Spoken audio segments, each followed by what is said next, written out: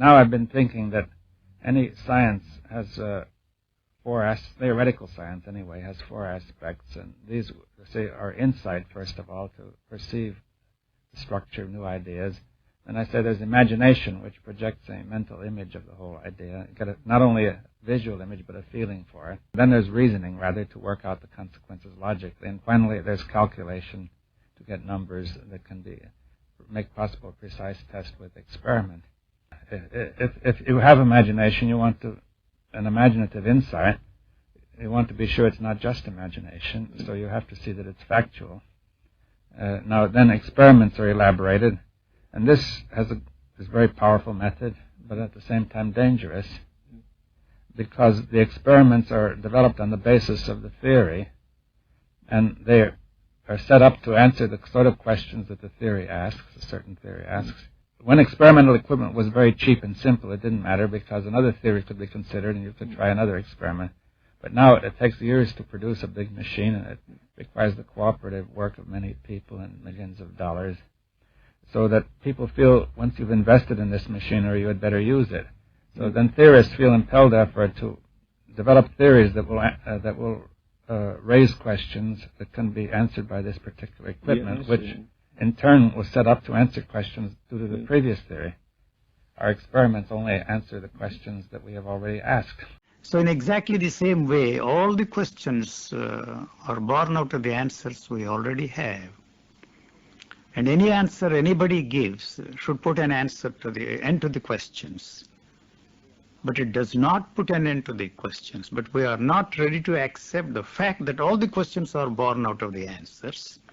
If the question goes, the answers we take for granted, they also go with the question. We are not ready to throw the answers away because the sentiment comes into the picture. The tremendous investment we have and the faith we have in the teachers also is at stake.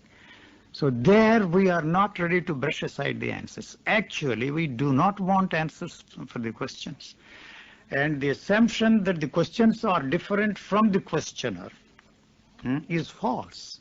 So if the answer goes, the questioner also goes. The questioner is nothing but the answers.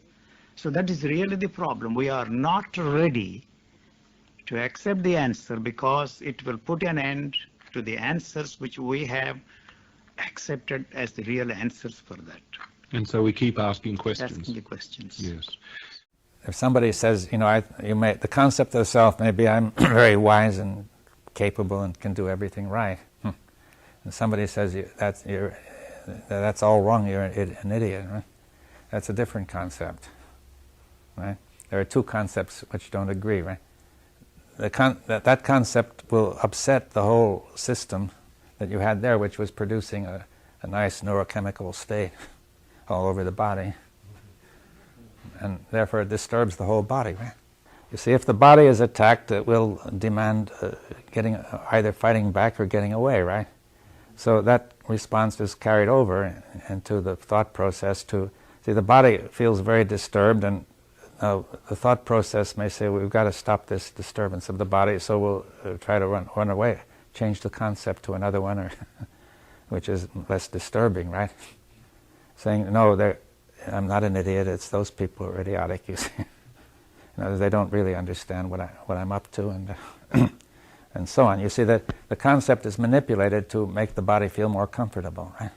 I don't think anybody could presume to say that he knows the structure of thought, because he would get, at least not only is it unknown, but he would get into a terrible tangle if he tried to assert that he knows the structure of thought.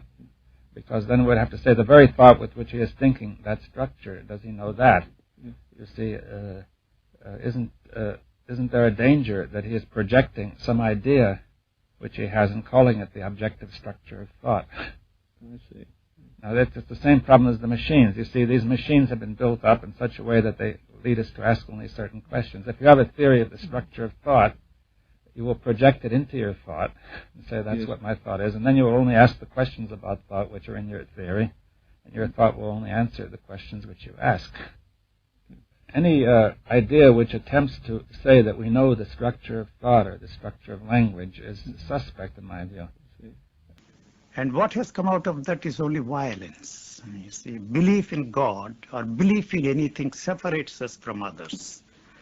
When we find that we cannot force our beliefs on others, we would like everybody to believe the same thing. When we fail in that attempt of ours to make everybody believe in God or not God, or in political systems, right or the left, it naturally ends up in violence. It is always one man's belief versus another man's belief. Once you start believing in something which is not yet a reality for you, you are bound to be in conflict with somebody else because somebody else is bound to believe something else. There is no experiential dimension, you're just believing something. When I believe what I believe is right, I will try to manifest it. I will try to make it a common thing everywhere, isn't it? Once I believe what I believe is the truth, naturally I will try to impose it on other people. I don't call it imposition, I call it saving you from ignorance. Just to save you, not to hurt you. But you will get hurt because any imposition hurts. When you resist, I will use other methods to put it into you. The moment you believe something, you have a new kind of confidence. That's the biggest problem. When idiots become very confident, the world is in danger. An intelligent person is constantly hesitating with life. With every step he wonders whether what he is doing is okay or not. But a fool has absolute confidence, no looking back, just can go on doing the most idiotic things without any problem about it. The very nature of your intelligence is such that if you do something stupid today, tonight your intelligence will bother you, why did I do this? You're not willing to make the effort of going beyond what you have gathered from others and looking at life by yourself. That is why there is conflict. If you do not know, there will be no conflict. If you know, there will be no conflict at all. But when you pretend to know, there is bound to be conflict. You must be beyond any kind of conflict, isn't it? Both within and outside. You have to transform yourself.